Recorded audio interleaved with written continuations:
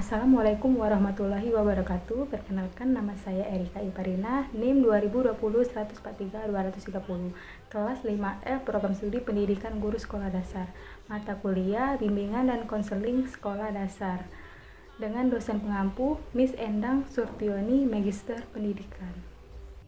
Baiklah, di video ini saya akan menjelaskan materi pertemuan kelima, yaitu bimbingan belajar bagi anak sekolah dasar.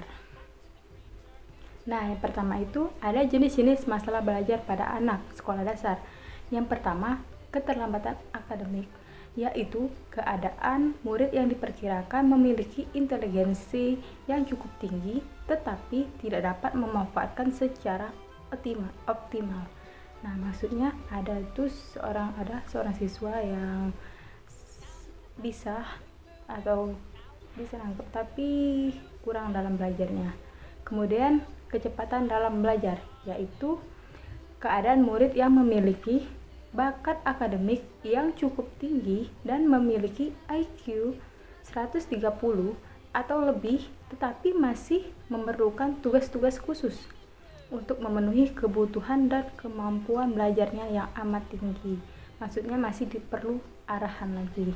Nah, kemudian sangat lambat dalam belajar, yaitu keadaan siswa yang memiliki akademik yang kurang memadai dan perlu dipertimbangkan untuk mendapatkan pendidikan atau pengajaran khusus. Nah, ada kan siswa itu yang kurang dalam belajar atau lambat dalam menangkap pembelajaran. Nah, dia itu perlu pengajaran khusus untuk siswa tersebut. Kemudian kurang motivasi belajar, yaitu keadaan murid atau siswa yang kurang bersemangat dalam belajar. Mereka seolah-olah tampak jerah dan malas. Nah, itu kalau siswa yang seperti itu butuh motivasi dari gurunya. Bisa dengan kata-kata penyemangat atau kata-kata semangat belajarnya atau kerjakan tugas ini ya, begitu. Kemudian bersikap dan berkebiasaan buruk dalam belajar, yaitu kondisi murid yang perbuatan belajarnya sehari-hari antagonistik dengan seharusnya, seperti menunda-nunda tugas, mengulur waktu, membenci guru, dan tidak mau bertanya untuk hal-hal yang tidak diketahui. Itu kan ada murid itu yang kalau ada tugas itu suka menunda. Nah, kita tegasin kalau nanti PR-nya tidak dikumpul itu akan dapat hukuman gitu, atau yang suka mengulur-ulur waktu. Nah, kemudian sering tidak sekolah, yaitu murid yang sering tidak hadir atau menderita sakit dalam jangka waktu yang cukup lama sehingga kehilangan sebagian besar kegiatan belajarnya. Nah, itu kita bisa kasih mereka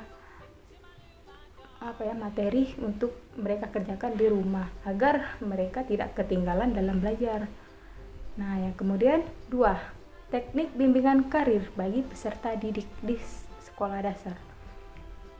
Yang pertama, ada terpadu dalam KBM, yaitu teknik yang paling memungkinkan mengingat pelaksanaan bimbingan di SD adalah guru, yaitu guru hendaknya meneliti materi kurikulum yang dapat disisipi bimbingan karir.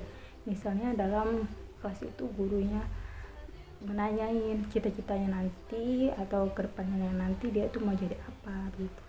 Kemudian pakai bimbingan karir, yang pertama pemahaman, yang kedua hambatannya.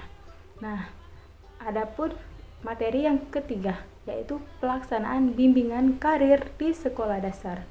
Kegiatan bimbingan karir pada dasarnya tidak hanya dilakukan di ruang bimbingan dan konseling, tetapi dapat juga dilaksanakan di ruang kelas atau di luar kelas. Nah, seperti saya contohkan tadi, atau kita dalam belajar itu kita bisa menanyakan kepada murid nanti cita-citanya akan jadi apa, atau mereka ingin memulai besarnya nanti atau nanti besarnya itu mau jadi apa gitu.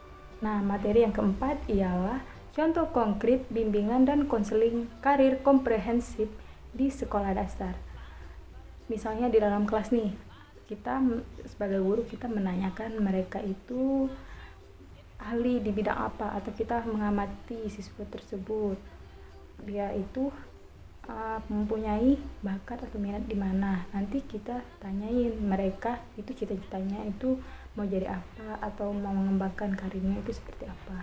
Kemudian kalau di luar itu bisa ajak siswa itu jalan-jalan menuju suatu tempat.